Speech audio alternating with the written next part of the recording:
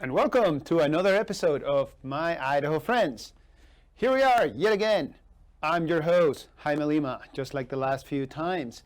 And as always, we begin every episode with much gratitude and many shout outs to Erica and Justin here at Argos Productions for letting us use their place and letting us work on this project. Today, we get to have a conversation with the one, the only, that's so tacky. We get to have a conversation with my buddy Alex Livingston, co-founder of Joule Case. Thank you so much for coming over and hanging out with us, buddy. I'm so happy to be here, Jaime. So thanks for giving me the opportunity to chat. This is great.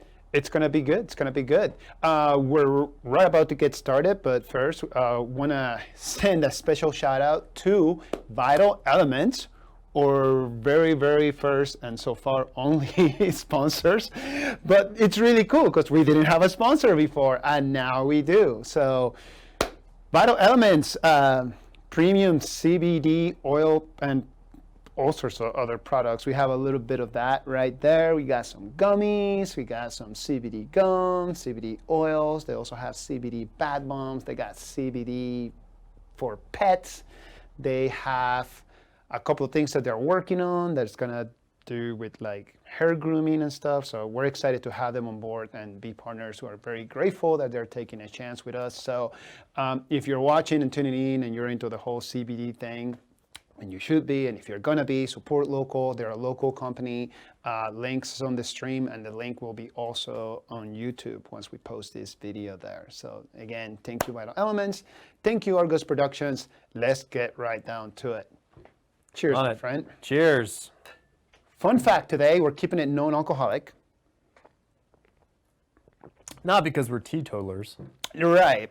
Mainly because I am going with 1 hour of sleep. Buddy, that's the life. That's the life. So yesterday, working from home, like my for realsies job, and I have the kids with me. The wife is at work, bringing home the turkey bacon. But her real adulting job, she's very much, what's it called, necessary personnel. God, I can't think straight. This is gonna be so much fun. But anyways, in a matter of just like a handful of hours, I had my kid, my youngest, El Chichi, who that's his nickname, and is 3 years old, trying to make his way to the potty. We're potty training, so we got him naked running around the house, and he is making his way up the stairs. Making his way up the stairs, and as I look out my office, which is really a closet in my house, I'm just kind of peeking out, and he's like, "Oops!" and he just like goes ahead and takes a shit. Right there, falls completely on his foot somehow, which is actually very impressive. None of it got on the carpet. Miracles do happen, but I was just blown away by it. So I had to like leave my Zoom meeting with my manager. So he just kind of looked at me like, "What the heck is wrong with you?" And then shortly after that, I get him cleaned up. Then, I'm taking care of, nature calling, and my 5-year-old son bursts in with a tennis ball and then throws it at my face as I'm trying to relax and take care of business. That's love. And and then shortly after, a little bit later, the youngest hits my oldest with an umbrella right on the face. Oh. So those are new toys. That's Mama Bear's fault. She got them both umbrellas, but of course they're swords. So they're both, it's just like they're I don't know, the new Batman movie's coming out. Maybe they're pretending that they're the Penguin. It's Penguin, right? Early stages, yeah. Okay. So they're rehearsing for that. And then, last but not least, as I'm having a conversation via Twine, which is a great app, super awesome. My mentor and friend started this. You sign up and you get to have this very impactful, meaningful conversations for anywhere between like 15 to 30 minutes, right? With people from all sorts of backgrounds or whatever, but the questions are already there's like a menu of questions. Okay. And then you really skip the whole like getting to know you stuff. You go directly to like some really heavy stuff. So you have to, it's intense, but it's super And these are cool. often people you don't even know. Yeah, more often than not. And so check it out, Twine absolutely great app, especially during this time. Apparently, there's a pandemic going on. Hard. I always say that every episode. People are just sick of hearing it. But yeah, it's really cool, to connect and just making different relationships with people that you might see or might not see ever again. So I'm getting ready to have this meaningful conversation. I believe the questions was something along the lines of like, what is it that you want to do before you die, and how come you haven't done it yet?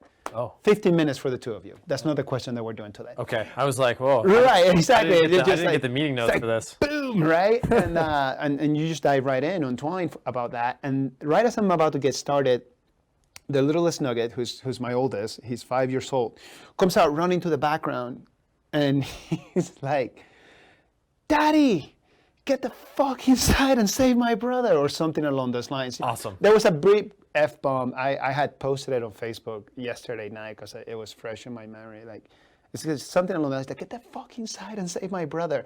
So I was clearly like, this is an emergency. I have to go. And I go inside, and El Chichi was jumping between the recliner and the couch. And there's this tiny little gap, okay? Something along like this. Uh-huh. And he slipped, and he fell in, and he's just kind of hanging out like this with his head, just freaking out, I screaming. know the spot. I know what you're talking about. Yeah, because you've been over. And I'm like, yeah, this is my life. This is my life. And then... But you saved him. I saved them, news. and I saved them, and it was not the first time. It will not be the last. And as we're wrapping up our day, I'm going and I'm hanging out with Drew Larona and who we have interviewed here before from Treefort. Yeah. And we're having a little nerd night, just the guys. And we're playing some board games at his house. And then I start breaking out into these weird hives. And now that I'm 40, I have allergies, because that's what happens when you turn 40. You get allergies, even though you never had allergies before. And I stayed up feeling itchy till 6 a.m. That's when I fell asleep, only to have my alarm go off at 7. There we are. But So, you made it here today. But I made it here today. Why the long story? Because one, I love the sound of my own voice, and it's my show. And two, kidding. And two, if I all of a sudden seem like I'm kind of out of it, it's not because of the CBD products, because those do not have THC, fan. They are just the cannabis. No psychoactive ingredients found here. Boom! That's the one. That's the one. Nailed it. That's the one. Cheers. So, Alex, what is this Joule Case that you work on? So I founded Joule Case in 2015 with my business partner and college friend, James Wagner. Mm-hmm. We had, prior to Joule Case, another battery technology company that we'd started. And so that was right after college. We both met at the University of Idaho in mechanical engineering. I grew up in Boise, went to Boise High, went up to Moscow for college. And then after college, we both had our corporate gigs that we were starting out. My path was more along the lines of research and development, product development, R&D. Mm-hmm. I guess I said research and development and R&D all together in one. And then he was more the traditional engineering route. So he was working for big, giant corporations, and I was starting with smaller entities. But that gets a little bit bored. You want to do something more creative, something else on the side from what you're doing day to day, and came up with this idea about how to solve the problem with electric vehicles. So at the time in 2007, most of the big automakers were focusing on hydrogen being the fuel source for the future vehicle. I call them up and I read this article in Wired magazine, and it's about an up-and-coming company called Tesla Motors. What? Tesla Motors, founded by a gentleman named Martin Eberhard, not the current person who has purchased his foundership. Gotcha. So Martin Eberhard was able to license a rolling chassis from Lotus. So the very first Tesla Roadster was a beautifully made car, and it was just the rolling chassis, and they were able to bolt in all the electrical components they needed to run it. So they designed that entire system and pushed it out. So I'm reading this article, and it's like, oh, this is fantastic. It's a sports car, it looks great. It's electric, so wonderful. It has 250 miles of range. And then online on all the comments, it's just people trashing, well, I can't go from my second home in San Francisco to my other home in LA. I need 300 miles of range. So this car's trash for me. And it's like, you don't even understand, this is version 1 of something that's gonna be great. Right. And you're already trashing on it. But they had a great point. It was I need to be able to replace that energy very quickly. And the way our grid's built, you simply can't have that be a mass market vehicle if you're going to recharge it quickly. Our grid's not built to support that. And my senior thesis in college was distributed energy throughout the grid that could be renewable based. So you can have solar energy, wind energy, and if everybody has little buckets in their house, we can store that and do load leveling, things like this. But if those little buckets instead were blades or some other removable, exchangeable battery system, you could use that as fuel and put it in your car.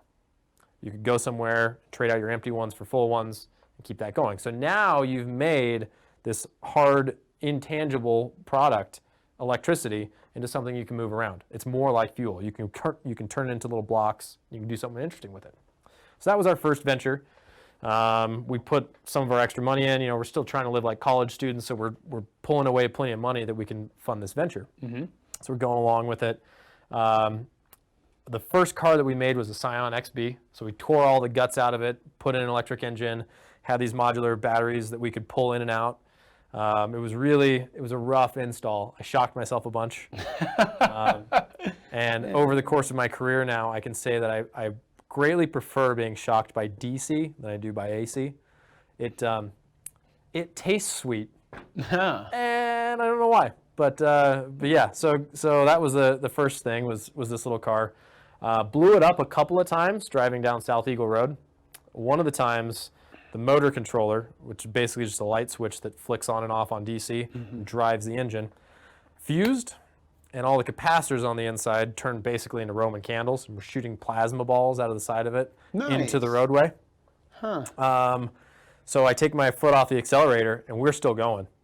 And I'm seeing lights out of the side of it. I'm like, oh, all right, what do I do now? So I did the worst thing I could do. I turned the engine off, or I turned the ignition key off. So that locked the steering column, thinking that would open the contactors. So the contactors in our motor controller should have opened. But it didn't matter because it was pulling all this juice, and so it had fried everything and it's just flowing in. So fail open is a lesson that I learned, which we knew from college anyway. But we're driving down the road. Now my steering column's locked, and I'm going faster. So it was a manual, so I threw it out of gear. And you hear this big, it was a big DC motor go, whoo, just like a Dremel drill. And so it went to like 10,000 RPM and mechanically flew apart. So the copper windings and everything in it were spinning so fast that it just went, nope, and flung apart. So I think today, if you were still to go down South Eagle Road, past like Amity, and look for copper in the road, that's mine. It's still there. It's probably still there. So that was the first thing. But that actually progressed in an interesting way. In 2009, we were recognized as a leader in clean technologies, and we were invited to present down at a conference in San Mateo called Green Beat. And so at the time, that was a magazine called Venture Beat, and their green portion of it was Green Beat. So we presented down there, and from that, we got some recognition from auto manufacturers. One of them was a tier 1 auto integrator. So in the automotive market, a lot of GM, Ford, Fiat, Seat, they won't actually build or assemble those cars. They'll send it out to another auto integrator. So we heard from this auto integrator over in Spain. They said, hey, we build cars for Fiat, Seat. We build dashboard systems for Ferrari and Lamborghini. Okay, great. What's that got to do with me? Well, we have this contract with the Spanish government for 12,000 electric taxis. So this is 2010 that we hear from them. I say, okay, all right. What are we going to do about that? They said, well, the contract stipulates that they need to be these removable battery systems. Okay. And they said, there's only two companies. There's your company and there's a company called Better Place. At the time, Better Place had raised $800 million. But their battery was this big, giant single pack. And it was larger than most European cars, so the battery would have been sticking out beyond the wheels. And all their vehicles over there, just these tiny. They're tiny. Yeah. And so, you need 6 for like a little smart car. You can add more for additional range, 2 for your little moped, and so on and so on. So it was a perfect solution. So like, can we buy these from you? Say, yeah, we make them all day. So get off the phone and like, James, we got to make some good ones now. We got to make them real good now. So we did. We put all the rest of our money into developing this out. We got the contract with them, pending performance and things like that. We go over to Spain. We're integrating this stuff into the Fiat Panda, which is perhaps one of the ugliest vehicles on the planet. But it's great for taxis. It's a big, bubbly thing. And so there's plenty of room to stuff batteries everywhere and take them out. Everything's going great. This is summer 2010. Getting lots of good feedback coming across the way from the engineering team, and then nothing. It's just silence, just radio silence. Like, okay, well, I mean, they take holidays. Maybe they're just on holiday. Didn't tell us. Nothing. And then you see on the news, late summer, fall 2010, European financial crisis. That's right. Yeah. So that was the day I went gray. Yeah. You're saying you hit 40 and you're getting hives. The day I went gray was when I realized that this money that we were going to make and the opportunity to move forward and have these blade systems be the fuel for the next electric vehicle or the next vehicle that had probably passed. And so in one moment, it was, that's done. Oh, wow. So we tried to dig that out. We tried to pivot. Right. We tried to get into energy storage in the home, but it was too early. So at the time, the price that we were buying lithium cells for was $1.25 a watt hour. And that was 2010. And so now the prices that we're getting, reasonably good lithium, we're buying that at about 25 cents, 30 cents for the cell. Okay. And you got to put packs and things like that. So there's other stuff that you add on to it, but that's a huge change. Yeah. And so we hung up the concept at the time and said, the market's not ready for it. It's too expensive. If the time's right, we'll come back to it. Certainly learned a lot. So we both went back and we're doing our corporate jobs, and some time passes. And it turns out it wasn't too long. It was about 5 years. And we saw this company that we consulted for sell for like $150 million. And we're like, we could build better things than that. Let's do this again. And so I left my job. I was the business strategist for Sharp Electronics over in Portland. So they have a research facility, Sharp, like TVs, microwaves, air filtration. Yeah. So at the lab, I was working on things like transparent displays. We had healthcare monitoring devices that you can pop up to your forehead and it'll give you all this information. So we're trying to bring that stuff and commercialize it in the US. And Sharp was in this sharp decline. Har. And they were not able to pull out of it. So my manager says, hey, we're not going to be able to make any things you're working on. As a product developer, you would really want to do that. I was like, yeah, I really do want to do that. He says, okay, so you can stick around, phase these projects out, 3-6 months. How long do you need? Like, Friday? So that was Wednesday. And then I just handed in everything on Thursday, and I didn't go back. So just started in on it right away. It's a weird drive. As soon as I had the opportunity again to just jump right back in it, it's like, great, I'm in it again. This is what I want to do. Dude. You never think of, the timeline. I mean, Sharp, gosh, and it's like the random knowledge. I mean, they had those, they were like all the rage because of the Aquos screen flat TVs. Right. Which, like now, of course, they're all technology, but back then, a medium-sized TV was $1,100. Well, but it was top of the line, screen. Like if you perhaps were really heavy into playing PlayStation 2, that's why you want it. Oh, is there an example here? I'm just saying. I'm not saying that I have one or not still, but it's in my office. As it should be. It hooks up to my laptop still. It's just like the greatest thing ever. Yeah. So interestingly enough, Sharp's downfall was due to, I forget if it was 7th or 8th gen glass fab. So when you go to make LCD and LED TVs, a huge portion of it is the glass plane that you build out on. And then you're basically taking a MEMS device, for lack of a better, so almost what you can make at Micron. You're placing these little diodes or little crystals onto that glass. And so you made it to that sheet. If you can make it in a bigger run, you're getting the benefit from economies of scale. And so they rolled out this massive facility in Tenri, Japan, just in time for the US financial crisis to hit. So Americans are buying TVs like crazy. They're buying big, giant TVs. So Sharp says, we're going to do even better. We're going to make the biggest glass facility to crank out TVs, and we're going to open it. It'll be open in 2008, and Americans are just going to buy this all day long. Yeah. So they roll it out. There's no market for big TVs anymore because people just want to have a house. They want to live in a house. They don't need a big TV anymore. And the bank comes calling. And they say, hey, that's we're sorry to hear that, but you need to pay us for this facility. And so they went around and they tried to find a friendly buyer for half the capacity. Mm-hmm. And they found if I'm remembering these stories right, they found the owner of Foxconn. And so the owner of Foxconn says, yeah, I'll buy up half that capacity, 10 cents on the dollar.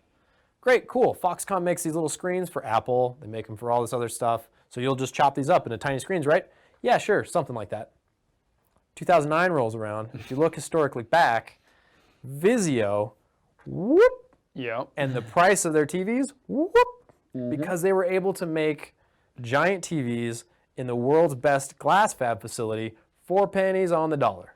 So Sharp decimated their own market by giving this friendly thing to Foxconn's guy who turned it around and doubled his profit, selling to Vizio. Dude. So they killed their own market. Oh, cold as ice. Yeah. Woohoo. Yeah. So No, that's a cool business story.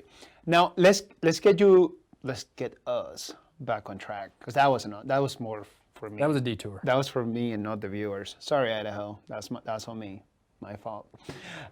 So this company sold for 150. You and James, I'm like, that's great, but we can do better. So time to, have the rubber meet the road, as the kids say. And you guys get together. You leave. You leave your R&D position, and then you go from Portland. You come straight back home here to Idaho. Yeah, here to Boise. So Idaho's a fantastic place, friendly people. It's easy to get back into your network.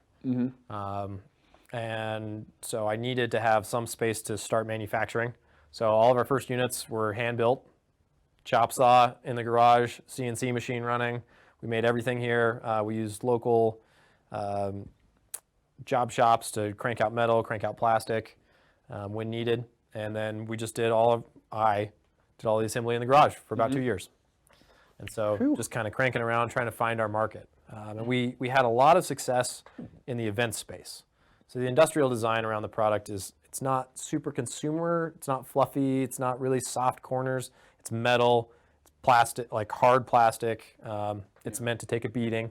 It's not this fluffy consumer. It's not delicate. It's not like an Apple product. It should get dirty. It should get dirty. It's gonna be in the mud. It's gonna get beat up. My kids are gonna have a hard time breaking it. Yep, Yeah. exactly. And so that appealed greatly to a lot of these event production companies. So we were doing fun run races, things like that. What they wanted was, hey, I need a radio up on this hill that covers this area. And if it goes down, I lose half my site for comms.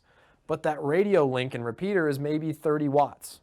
And I'm sending a Honda generator up there, and I'm filling it with a tank of gas. And if the intern doesn't make it up the hill in the ATV and top it off in 6 hours, we're going to lose comms. But I can place your battery and add a second one, and I can leave it for the entire race for 3 days, and I'm good. Like, yeah, you're good. Wow, you've changed the way I do event production. Like, great. So we were plowing along with event production, started getting into trade shows. A lot of the trade show halls, you're running an extension cord, and it's $300 for an extension cord because there's a union person that's running an extension cord for you. So like 4 trade shows and you've paid for our product. So that totally made sense. So we were doing really well in that space, chugging along, and the stackability. So what makes Joule Case unique and the IP that we have around that is you can add and remove, you can change out the power output, and then you can add additional energy modules. So it's almost the same concept that we had before with electric vehicles, but it's now energy bricks that stack like Legos, if you may. You may. I don't think You I'm cannot. allowed. I don't think I'm allowed to say that. I did it for you. You see, that's Yeah. how we're. This is great. That's how we're friends. Yeah. Yeah, you have modular design, and it's just stacks of like some of the toys that my kids use at this age. Yeah. Do, do, do, do. The Canadian play blocks. Mm-hmm. Yep. Yay. They haven't sent me a cease and desist yet. Okay, good. I'm glad. Yeah. No. With that kick-ass modular design, I would assume that it would allow for some larger scale type work, more capacity. So I'm assuming that eventually you had to go bigger or go home? Yeah, so we started out with just these nice little blades, and the thought was, hey, we're really trying to run 1,000 watts, 2,000 watts output. So 4 of those, can last you a long time. And then we had more and more customers saying, yeah, but I need it to go for days. Well, you don't have any ability to put solar up? Well, I don't want to. Okay, we can make a big one. So we started making what we call our base station. It's 16 inches tall, and we can cram a ton of juice in that. In a unit that's still portable, we're half of a Tesla Powerwall. We're less expensive than a Tesla Powerwall. We last roughly the same number of cycles as Tesla does, even though Mr. Musk he makes all sorts of outlandish claims about what he makes, but good for him. He's hot on Twitter, though. Yeah. There's no competing with that. Luckily for you, there's like about 12 people that watch this show, so I think we're gonna be okay. Yeah, let's get after it. He's not gonna like you. Yeah. So we started making bigger units, and then we had a request last spring from a music festival production company, Insomniac. They said, hey, we've got this event called EDC. And I say, I don't know what that means. Oh. And it's Electric Daisy Carnival, which I can see why they shorten it up, because that's a lot to say. Yeah. But it's the Wub Wubs. And so I said, okay, yeah, I'm cool with EDM. Right on. What would you like? I said, well, we go down to Las Vegas now, and we set up 5,000 tents. And I said, why? And they said, well, the people that are coming here, they want to stay on site, and we put up another stage. Instead of going and driving back to their hotels, they want to stay on site. I said, stay on site for what? This 5-day music festival. Like, that's insane. All right, okay, so what do you need? I said, well, is it possible to power all the air conditioning units and everything else on solar? I said, no, it's not possible. And they said, prove it. It's like, well, I mean, why would I do this? And I did it anyway. And so we took a bunch of panels down, and we set it all up, and we ran a couple of tents, and we did a demonstration. We called it Future Camp. So they gave us a big space, and it promoted our product. And we ran air conditioning and everything else that you would on solar and batteries. So we needed enough solar panels to be able to charge at night, because it was still screaming hot in Las Vegas in like late May. What, Nevada? No way. No way. So still screaming hot in late May, and we needed air conditioning running pretty constantly. So we did it, and the group said, okay, well, how many solar panels would that take? I said, well, you would be constructing a full solar farm, 400 megawatt solar farm, takes up acres and acres and acres for 4 days. Okay, can we do that? I said, you don't want to do that. That's a terrible idea. It's a terrible business move. And they said, well, figure out what we can do. And I said, well, why? They said, well, just see if we can do it. Okay, fine. So we go back and we dive into the drawing board. Okay, how can we get this done? How can we do some things? And what we came up with was a concept to change the way what's called a BESS. It's a battery energy storage system. You shove those in a big shipping container, and you go and you park them somewhere. And those things will load level on the grid. So big utility scale power, or next to a manufacturing facility to make sure your power stays up. So it's like a generator, but it's all battery based. And that's like our concept, but just a lot bigger. Right. So we came up with a concept and a methodology on moving these things around. So we can go to where the solar is, and then we can move that unit to where it's needed. And if we're not on the electrical line, you don't have to pay for this other power. So now we've made portable power at a really, really massive scale. We applied for some patents on that, got those patents. So now we have this modular portable power system that's utility scale. So we can now power music festivals with these battery trailers. And we did that. We did a demonstration for all these production companies in February. Fantastic. So we went to Las Vegas, and in this big giant warehouse, we set up a festival concert stage in the warehouse and powered it off of our demo battery trailer. So that was pretty sweet. And we signed up something like 40 festivals. So the first one was going to be here in Boise. It was going to be Tree Fort. So we were going to run their main stage on our battery trailer. It's rad. Everything's going to go great. Then the world changed. So yeah, we spent 2019 focused on going into events hard. Right. And no more events. There's no more events. Yeah. Wah, wah. Wah, wah. Yeah. Gosh. this branches off into several numbers of questions. So now, global pandemic, we're dealing with it. Best we can. We could do a little better, perhaps, or I don't know. We're not even going to go into that right now. But so now you have to pivot. Okay. Yeah. So you either do something or you die. You know, if you're not growing, you're dying. Not only as a business but also as a town and everything else.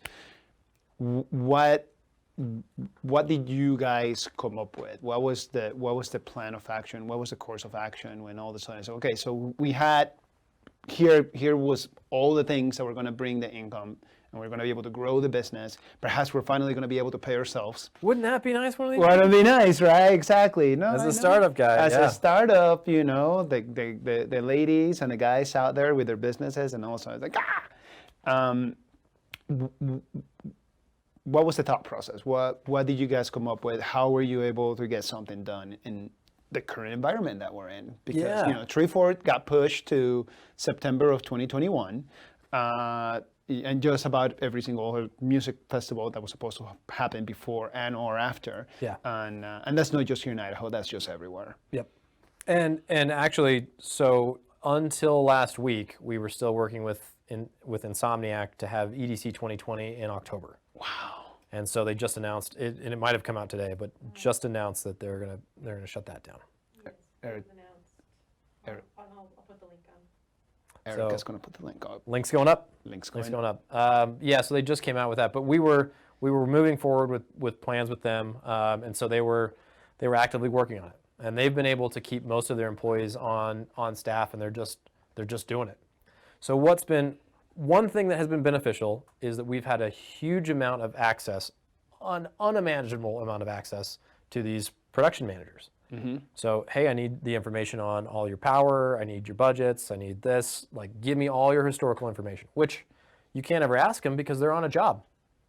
They're not going to be able to go back and look at it. But now it's, yeah, I can do that. I've got nothing else to do today. Cool. So we had just fantastic access to all these folks. So we were able to figure out, hey, with these battery trailer systems, not only are they green, we can go get the solar, move them back to the site. They're quiet, so now there's no pollution in the local area. California started finding out that I think Coachella was sued by some of the either performers or some attendees that got benzene poisoning. And that occurs from diesel generators. Yeah. So that's gone. So we've solved that problem. We actually ended up being cheaper than some of the larger big generator systems. $1 per amp, we're less expensive. So that was fantastic to find out. We've been able to take this time also and figure out financing. So when festivals come back, we are hard at these battery trailers, and we're gonna build out a big giant fleet for them. So that's one good thing is if there's change that's happening, there's opportunity. So we were able to spend a lot of time focusing on that. The pivot that we had to make, and this was interesting, we chose events because events chose us, and we decided that we weren't ready for the consumer market right away. We decided that, not the consumers decided that. So we were left with really one option, was to go into the consumer market because there was not much else available for us. And that was actually met with great feedback. We just needed to prepare ourselves, get more materials, put more videos up, find channel partners, things like that. And we just hadn't done that. And as soon as we got in, and there was a little bit of a learning curve, it's been well received. So it's a lot of home solar installs. So homes that have solar, and a lot of people don't know this, if you have your solar system that's been installed, if it was anything before like the last couple of years, it doesn't have battery backup, or it's likely that it doesn't have battery backup. So you have to switch out your inverter, pay for a whole new system, also install the batteries, all this other stuff. So we thought, okay, can we make an easy way to add battery backup? And so we came up with a way that you can still have your regular solar system and have some amount of power when everything goes down. Right. And so you've got all the solar up there, but you don't have a way to get it, but we came up with a reasonable way to get that. So we've started to roll that out here in the Valley. And then we're onboarding now a big national channel partner.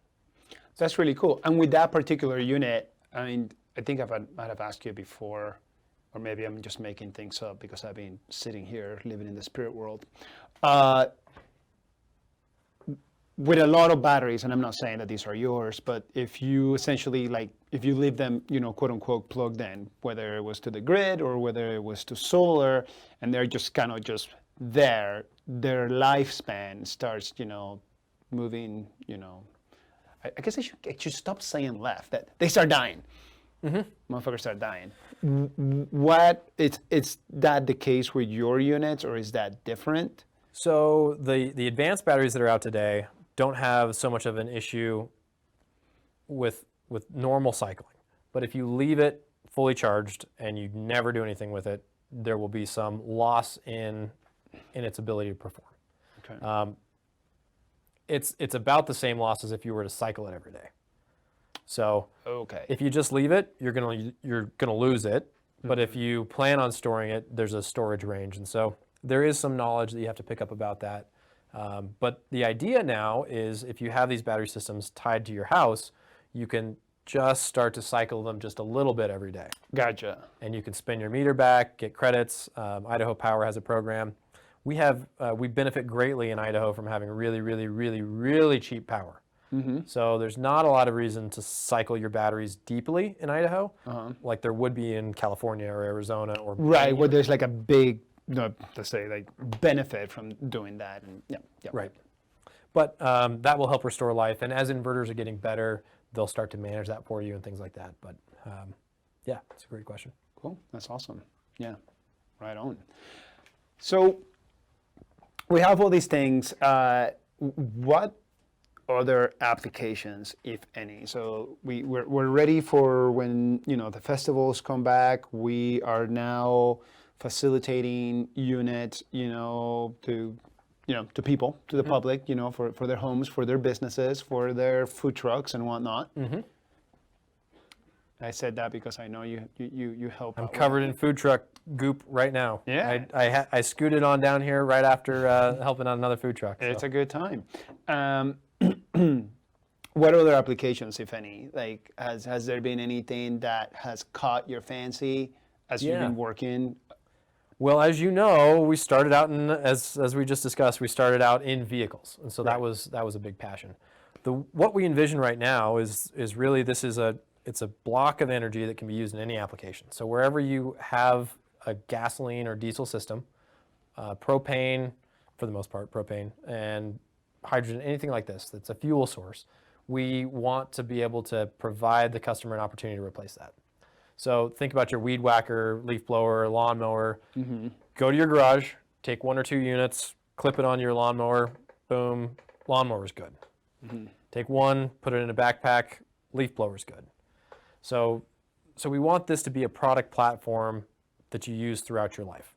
Go and put it back in your house. Now you have the ability to have power backup at your house. Take a couple with you on a road trip. Throw it in your RV. I want that to be the fuel source going forward. And there are things that we have planned. This patent's still pending, but there's a future-proof design for that electrical system that we hope lands. We've not seen anything like it before. And doesn't look like the patent office has found anything like it either. So we'll see what comes in there. But one of the things that we think would be really, really awesome is, again, if we can avoid the electrician coming to your house and mucking around with an auto transfer switch and some of this and some of that you don't know, you don't care about it. Also, if you live in an apartment or a condo, you're probably not going to be modifying your panel box. Certainly not in an apartment. Yeah. That's not an option for you. So how do you get power backup? Today you can't really. You've got to, if power goes out and you want to power your refrigerator, you've got to drag that thing out, unplug it, plop it into something. You don't have a choice. So we've designed a system that has been patented, and you plug into the same outlet that refrigerator's on. It's typically right there in your kitchen. Hit that, probably also powers your microwave, and you can plug our Joule Case unit in, plug it into the wall, turn on, and we can hit all those devices. So you don't have to pull them out. Gotcha. And we found a partner with that that's also an auto manufacturer. What? Auto manufacturer. Is it a major auto manufacturer, Alex? There aren't minor ones. There aren't minor ones. That is the right answer. Cool. Well, that's exciting. Tell us about that. Well, so we made one of these prototypes and sent it over to them. They've gone through the prototype testing, and they're looking at promoting our current unit overseas. So we would have to change our voltage output, but that's, again, it's easy to change that. We just take off our control module, put on a new one that's keyed to that region's voltage, and we're good. So they're looking at promoting that, and that would be something that would roll out in 2021. And you think, okay, you've got a densely populated city over in Asia, typhoon, tsunami, something like that hits, knocks out some of the power. Now all of these apartment dwellers, they're without power. What do? They can plug in. Yeah. Then the future concept of that is, okay, if you've got 3 or 4 of these in your home, you also have fuel for your car, or vice versa. So I've got fuel in my car, I can take that into my house. And I have enough fuel in my car to drive to exchange for ones that need to be replaced. Right. So it's not limited to like it's not like a one-dimensional type product. Exactly. You're able to just have it be far more universal. That's the hope. That's the hope. That's the hope. Yep. You know, and then government contracting and people trying to get to Mars and stuff. I'm just probably getting ahead of myself. Sorry. If I believe he is a Martian and he's trying to get back home. And I want so badly for him to go home. Oh gosh. Yeah. So pivoting from Yeah. No, I get it. No, he's a passionate guy. We can be passionate too at times. Yes. Yeah. We like what we like, and we have all of our opinions, very strong ones. What about over here? So Idaho, surprise, agricultural type state. Any applications that have, I can't speak English now, but what I'm talking about as far as like you guys' units, anything that is going out to that industry? We're not specifically doing much in that industry. There are some great opportunities for farmers or even folks that have irrigation systems on their property that are powered by diesel. Okay. USDA has grants available. I think it starts at $20,000. Just boom, get rid of your diesel system, install battery and solar. So hey, if you're tired of maintenance on that generator, just go and plop this in. You've probably already got some cover for your diesel system. Just put your batteries there, put the solar on it, and you're good. So there's a lot of opportunity for farmers or other folks that are living in a rural area on irrigation. If you have a diesel system today, you can switch that over. Oh, that's a big deal. And now you're not trucking out and filling your diesel system. Right. You can just leave it. Sending your nephew or grandson or granddaughter out on the ATV or the tractor and having to, Exactly. Cool. Wow. So what do you think, what's the vision? So, I know, we've been talking a little bit about, okay, so hopefully this is going to go through, some patent spending and things along those lines, have it be universal. Anything else that you would like to see Joule Case, solve as far as like, options for energy needs? We need more energy than ever, it will seem like, and every time that we continue to evolve, if you think 20 years ago, 30 years ago, I think you were talking about, it wasn't that long ago when people were laughing at the thought of like, having an electric car, and it was just such a novelty, and now people are placing solar panels in their homes, and it's just like fairly common. I mean, it's not like every single roof has it, but it's not unheard of. It's like, oh, like so-and-so has some panels. Like, well, let me look at that shit. What can we do? Yeah. What are the advantages of that? What is it that you see Joule Case being a potential solution or an option at some of the power needs that we have, whether it's local level or outside? Yeah, so what we're solving for today is all the way down to the consumer that wants to go to a tailgate and power their blender, power a radio, power a TV, on up to now we're doing full grid scale backup. So we're covering the entire gambit of the electrical consumer.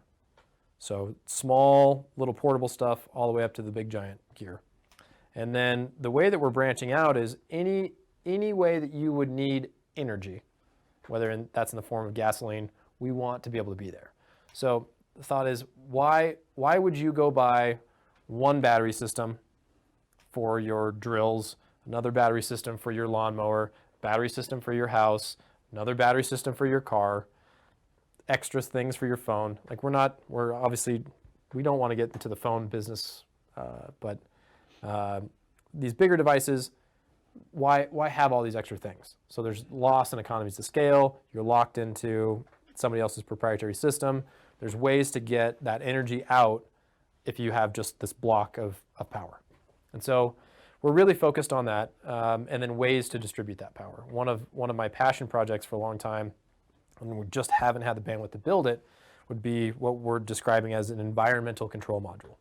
So instead of our top unit that normally provides AC power out, it charges the battery, it's got a DC in for solar, you can take that unit out, and now you put in what's called a Peltier device. One side gets hot, one side gets cold.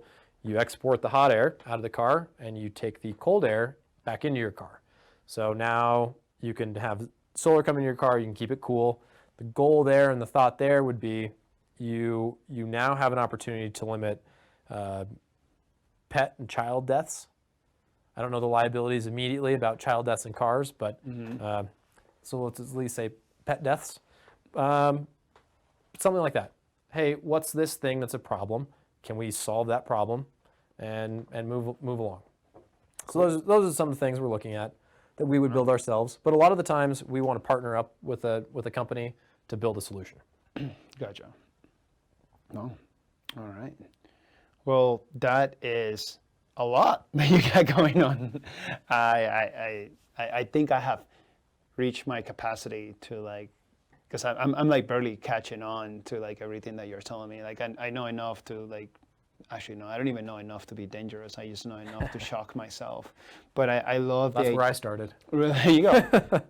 But the thought of Joule Case having the capacity to be at that very large scale to back up a grid. So for like anybody at home that is watching, that might not understand what that means. Do you mind, So to give some perspective, our 20-foot containers that we're building have enough power to run 80 homes for a day. Okay. And we can go and drive those out, trade them out.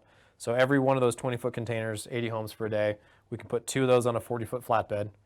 The goal is to not have those be driven by diesel systems, but Daimler trucks. So what's that? Freightliner here in the U.S. Freightliner is working on autonomous vehicles that are at the semi-truck level. So they're all electric also. So everything's clean, operate that seamlessly, but we're able to move power back and forth. So the grid goes down after a hurricane or a flood. We can continue to go and get solar if the line's down and just truck it to where it needs to be, where the line might still be up. And then still have smaller units, so if you need some power in your house, things like that. There are other grid functions that the utility requires. There's harmonics. So at the utility scale, they don't care about volts, they care about the hertz. Okay. And pushing the right amount of hertz out is how they maintain the grid being up. And so it needs to be the proper frequency to push that power out. Sometimes the systems that are coming in, they need to match and balance. A battery can take overflow and it can push out when there's not quite enough juice, and it can respond very quickly. So historically, in order to have grid balancing, it's been a diesel system that'll fire up, and they can ramp that up fairly quickly, dispatch that power and move on. But with batteries, that comes immediately. And you can put it exactly where you want it. So you can put it in a neighborhood, you can put it at an industrial complex, and make sure that power is clean and there right away. Is there anybody else working on that? So there are other BESS systems. Okay. And the way that we've differentiated is a BESS will contain all the power electronics and the battery in one system. Mm-hmm. We're just trucking the fuel. We, at the site, install or drop off another container that has batteries and the power electronics, and we bring a big battery system to that. So we just want to move batteries back and forth. I don't need the power electronics to come with me. That's a hitchhiker. Leave that behind. Gotcha. So our system approaches it differently. We want to bring fuel to the point that it's needed, bring an empty container back where we can refill it. That solar's just dripping. Another thing that's interesting about solar farms, when you get those plated, and plated in the solar farm industry means it's rated capacity. So I go to Idaho Power, I want to build a solar farm, and I say I'm going to build a 100 megawatt solar farm. Okay, here's your stamp. You want to build 100 megawatts. As a solar developer, I want to build 140 at the facility because as the sun comes up, I want to get my power production to 100 right away. Now, all the rest of this, I can't sell. I'm only allowed to sell 100 megawatts. Idaho Power, also in many cases, or the other utilities, they won't even buy this. Even if they wanted it, they're not going to buy this. So the line that you're on, you're only allowed to sell this much power. All this is wasted. So we can truck up, go get all this stuff for less than wholesale. Right. Because otherwise, hey, solar developer, what are you going to do with this? It's going to go bad. Yeah. It's going bad right now. It's just falling on the ground. We can take that. So we can take that extra energy up and go and use it. So there are a ton of other models that are now available if you have these mobile systems that can go and pick up that power. Cool. Weird stuff that I didn't know about when I started down that path. So Yeah, I mean, I didn't know that, and we have had many conversations at my place about this kind of stuff. Cool, man. Well, Alex, I think our minds are blown enough. Blown enough. I want to give you a chance if there's anything you want to let our viewers here at My Idaho Friends know about Joule Case or whatever. well, something that's actually just happened recently. So we're doing all of our manufacturing and assembly here in Garden City. Okay. And so we've got a cute little roll-up warehouse facility in Garden City, and we're now expanding out into the unit next to ours, which is already 150% bigger than what we have today. So we're more than doubling. Growth. So that's pretty good. We're happy about that. And yeah, we do our assembly and manufacturing here. So we're happy about that. We're growing. As we're getting into the consumer backup space for homes, that's really started to rocket off for us. So, Right on. yeah, the pivot was successful, and it was really about trusting in our product instead of saying consumers don't want it, they're not ready for it. Just give it a chance. Okay. And where can the folks at home learn more about the units? So our products are available online, joulecase.com, Joule-Case. There are other Joule products. We're not the vaping one. We're not the sous vide cooker. And we're not a case for CDs. Yeah. So those are all of the, we get a lot of those references. Huh. Are they all spell the same? The sous vide cooker spell the same. The vaping thing is not. Okay, that's good. And neither is the CD case. Okay. All right. So we'll make sure we have those links. Again, as usual, Argos Productions. Shout outs to Justin and Erica. Thank you for letting us come over and do a little project. Alex, thank you for your time. I really appreciate your insight and all this other stuff. I know I can just geek out forever. Push up my nerd glasses. You're welcome. Yeah, right. And then, and thank you everybody at home for watching. Again, check out Vital Elements. We have our link posted on this feed, and we'll also have our link posted once the video goes up on YouTube. If you go like to check them out, that'd be awesome, especially if you're using our link, because if you end up purchasing anything, you get to support our program and this awesome project that we are working so hard on. Buy now. Bow, Yeah. bow, bow, bow. Like that. So thank you again, Vital Elements, for taking a chance with us and being our sponsor. Thank you, Argos Productions. Thank you, Alex from Joule Case. And then, Idaho, you know what to do. Get out there, and when you get a chance, be kind to somebody. Cheers.